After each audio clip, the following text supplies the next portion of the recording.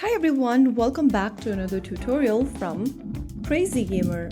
Today in this video, I'm going to show you how to hide player name in Sonic Rumble. If you want to hide your display name in Sonic Rumble while playing the game, then first of all, launch open the Sonic Rumble game on your device and make sure that you're logged in. Once you're inside the main menu of Sonic Rumble, go ahead and tap on the menu button at the top right corner.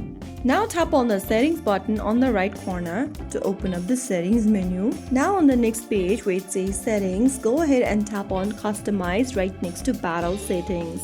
Under battle settings, you'll see the UI settings option where you can hide your player name. Tap the off button right next to show my player name and make sure that you've selected off.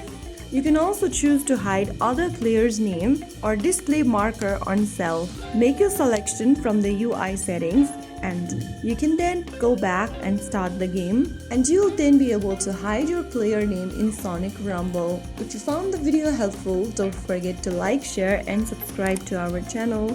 I will be back again in the next episode. Thank you for watching.